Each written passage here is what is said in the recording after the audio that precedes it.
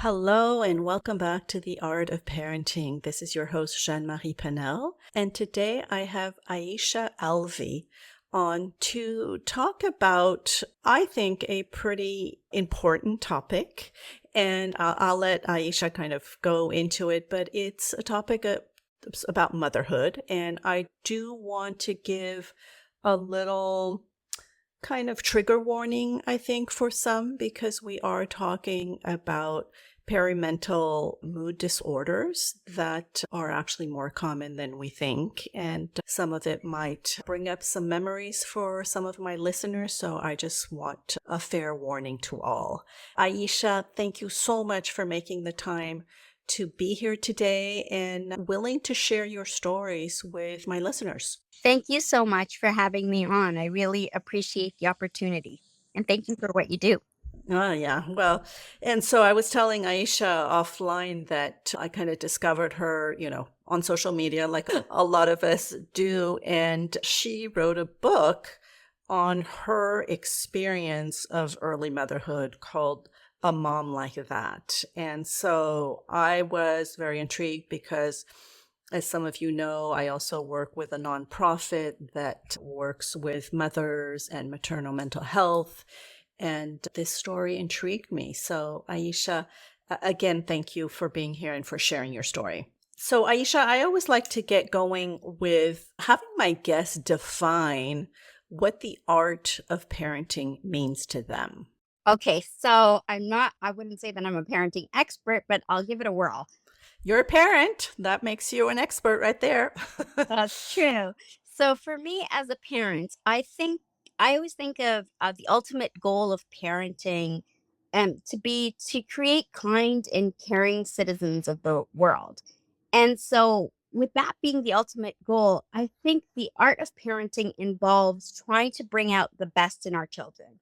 So whether it's how you approach disciplining them, how you interact with your child in terms of playing with them, teaching them to read or learn the letters, it should always be we should keep in mind is the hope of bringing out the best our child has to offer the world. So I think that that is really what I think is the art of parenting. Like parenting with a mindset where we're always trying to bring out the best that our children will have to offer the world as, adults. Yes, yes. And that's a very important task that we set ourselves up for because we have to bring the best of ourselves as well, right? Right, exactly. Yeah, yeah. We have to really be able to bring of ourselves to, bring out the best in our children. Exactly, exactly. So, yeah, Aisha, before we get going on our conversation, I'd love if you take the time to maybe introduce yourselves to my listeners and a little bit about your background and why you felt the need to write your book, A Mom Like That. So basically, I consider myself to be a postpartum psychosis awareness advocate. I do a lot of volunteer work with different maternal mental health organizations and advocacy around postpartum psychosis awareness. And I also do a lot of volunteer work with an organization called Postpartum Support International, which is the largest organization in the world supporting postpartum women and families. So the question that you asked is, why did I decide to write my book? Yes, and a little bit about your background and how you came to write this memoir of a postpartum psychosis. Yeah, so I actually came into postpartum psychosis advocacy work because I experienced postpartum psychosis myself twice. The first time I experienced it was after I gave birth to my daughter in the early 2000s. And at that time, not a lot of was known about perinatal mental health, mood disorders, and stuff. So, me experiencing the symptoms of postpartum psychosis was kind of like, things weren't really out there about it. And even though my family did try to get me help that time, I wasn't able to get help. I did spontaneously recover from that episode of postpartum psychosis, but it did set me up to have it again more severely the second time after I had a miscarriage.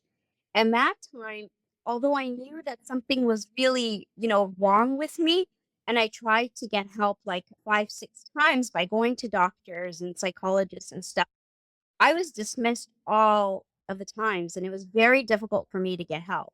I eventually did get help, And I was really fortunate because postpartum psychosis is one of the severest psychiatric illness a woman can ever experience in her lifetime. It has a 5% risk of suicide and a 4% risk of infanticide. So it's a very deadly condition. And the fact that I was dismissed by so many healthcare providers was, really disturbing. And so that's, kind of what motivated me to write this book. Yes. Well, thank you for that because I can't imagine how hard that must have been where we know we need help and already that I think is always very courageous, right? To admit to ourselves there's something going on. I need, professional help and then being turned away. That must have been so devastating to you and I really I'm sorry that you had to endure that. Yeah, it was like insane to be experiencing in the symptoms of insanity and then to experience this insane situation where the people that you're explaining your symptoms to are kind of just like patting you on the back and saying, oh, everything's fine. It's incredibly frustrating. And then to think that what I've learned is that what happened to me is not unique. It happens to quite a few women. And that's what ultimately results in the tragedies because this illness doesn't need to result in tragedy. Right. And so, from having experienced that, have you been able to understand why does this happen to specifically women in their reproductive years? I mean, there's a lot of research that's looking into it. What they have kind of like, there's a spectrum of perinatal mood and anxiety disorders, as you probably know. Post baby blues is not an actual illness, it's just like kind of like a transition phase. But postpartum depression is one of the illnesses on the spectrum. And at the most extreme end is postpartum psychosis. And in between, there's things like postpartum anxiety and postpartum obsessive compulsive disorder. What they've kind of found is that although the other ones, like postpartum depression and anxiety, can be influenced by stress and things like that, postpartum psychosis is found to be more of like a biological, has more of a biological basis to it.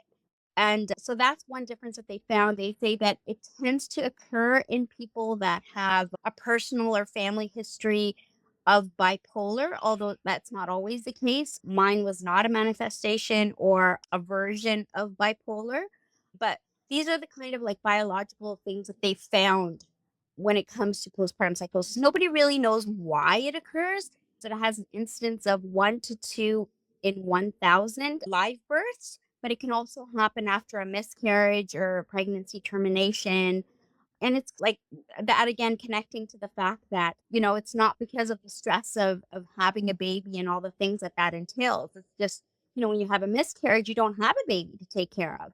But still, there's some kind of biological element to this that kind of triggers it. Right. Well, I mean, I know that, in birth, we definitely go through so much hormonal, cocktails and, Yes. balances and imbalances. And recently I learned that the biggest like hormonal letdown that we have is 3 days after birth, right? Because we've had to create this other human and then suddenly there's this letdown and it's so important to be aware of it. So I don't know if you know this about me, but I'm also a birth doula. So when I'm not interviewing, I'm attending to births and for me it is so important in my work that I make moms to be and dads to be also aware of what all this is about, kind of the changes that we might feel, the mood swings that we might have, and all of that, and that they are normal, but not to the extent of, like you were saying, of being in the situation of feeling like you're going insane and psychosis and the fear of hurting yourself or hurting your baby, and that needs to be taken very seriously. Now that you've, because you were saying early 2000, so it's been a while, have you found that there is maybe a better understanding today and maybe more awareness among our health providers, or is that something that is still lacking? No, sadly, it is very much still lacking because I think I address this in my book, which is A Mom Like That.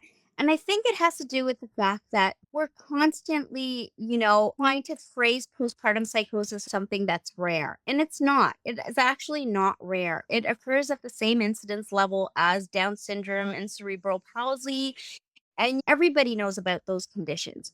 But I think in our effort to kind of make sure that new moms aren't frightened by this condition, we're always kind of talking about it as though it's like a very rare occurrence.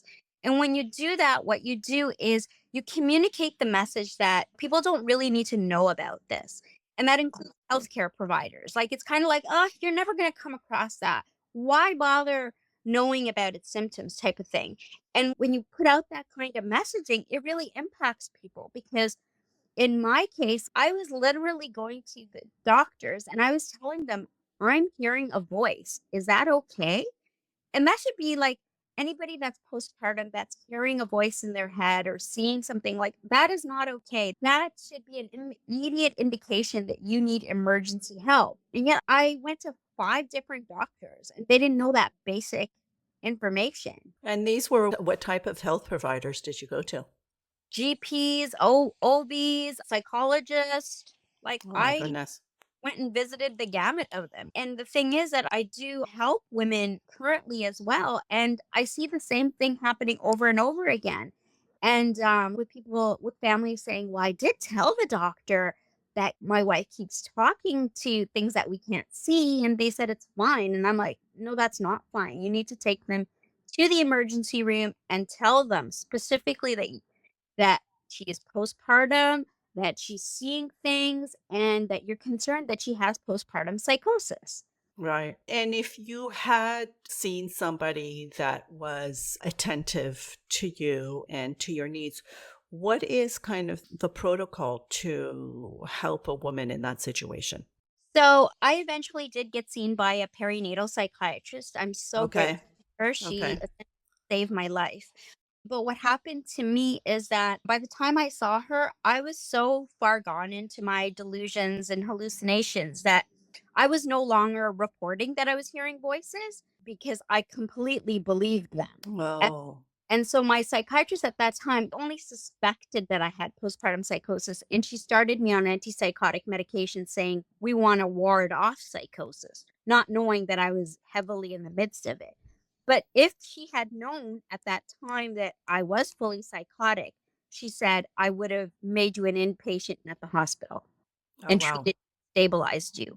My trajectory was kind of like she suspected I was psychotic, and she within a week rapidly increased my dosages, like being like, oh my God, she is fully psychotic. And I did get better. But the actual treatment is supposed to be you need to be on stabilized inpatient at a hospital because like I said, when you lose touch with reality, there is a risk to yourself and your child. Right, right. Yeah, I know that from having been, I was a volunteer for a few years of a warm line for Post Health Alliance. And I remember those were like specific questions to ask about, have you had thoughts of harming yourself? Have you had thoughts of harming your baby? And if that was, yes, then we definitely brought that up to a superior and really paid attention to it.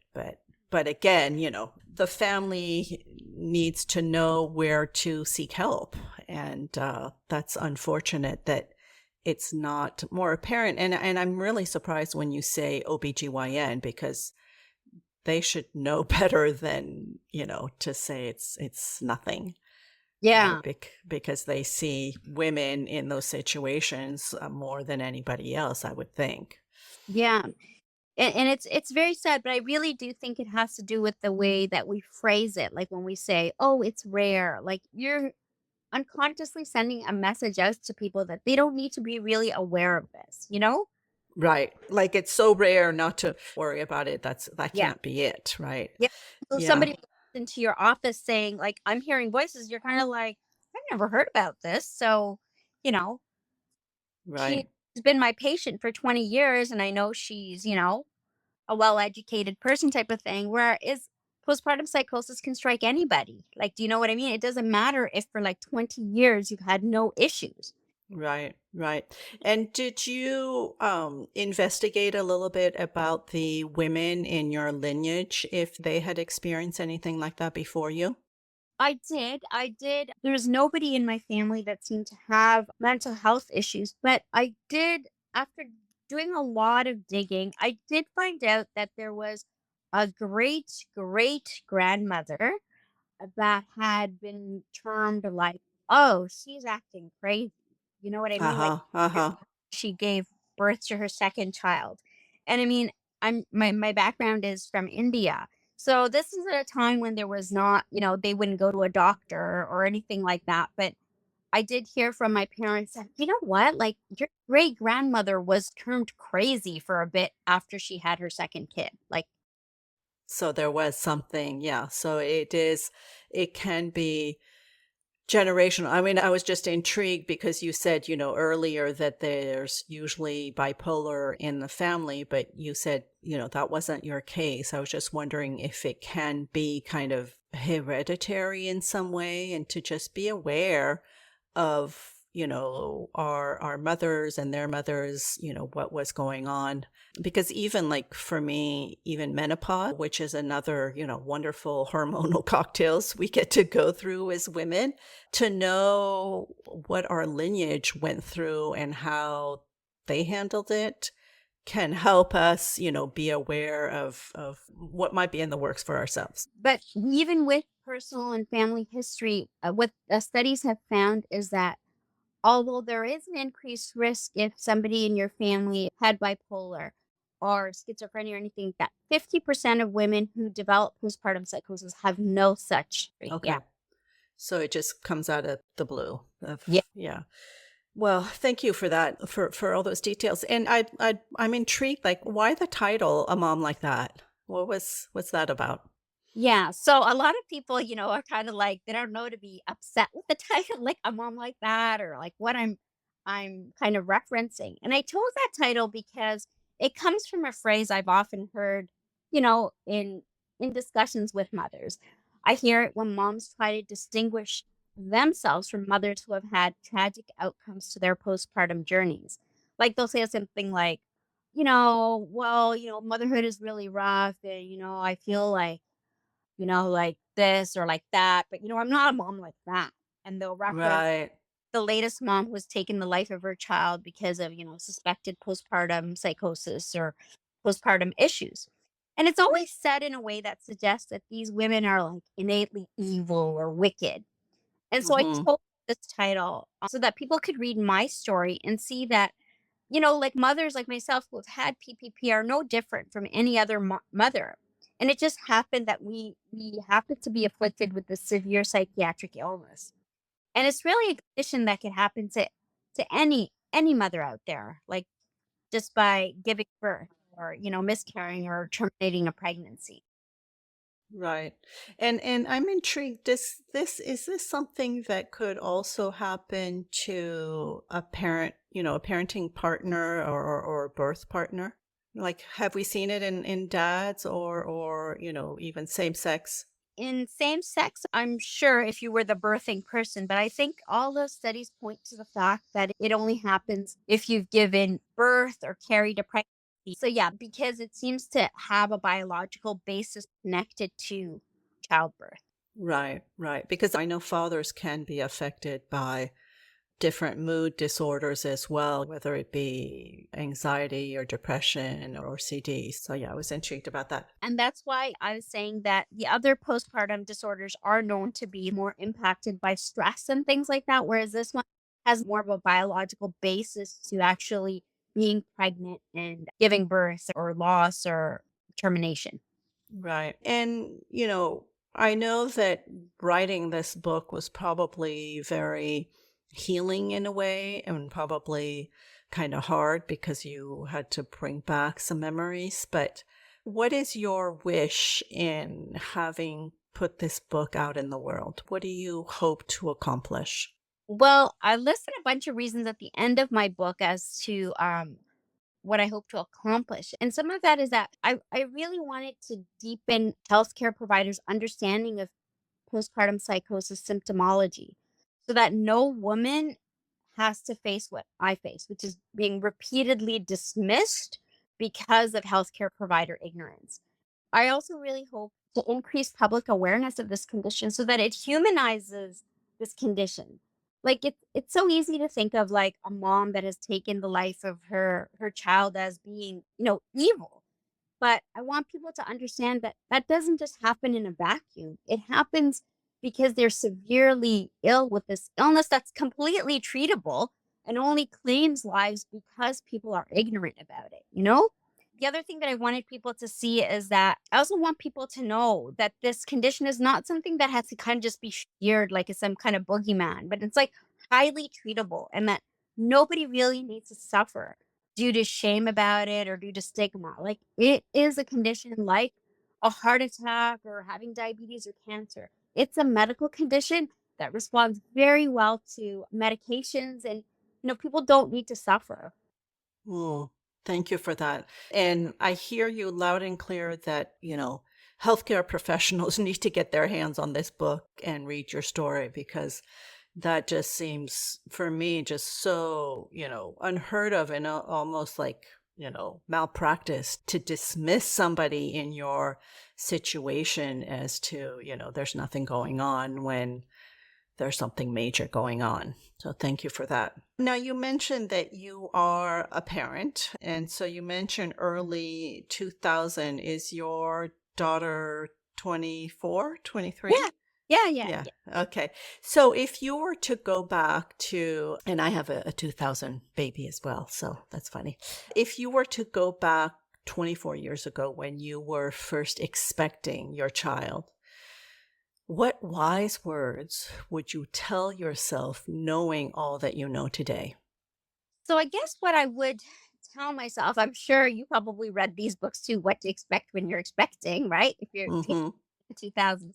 What I would really tell myself is if there was a chapter on postpartum mood disorders, really read that chapter and know that postpartum mood disorders are the number one complication of childbirth and get my family to really learn about the various mood disorders and the key signs and symptoms so that no one ends up getting blindsided by, any of the conditions, including, most importantly, postpartum psychosis.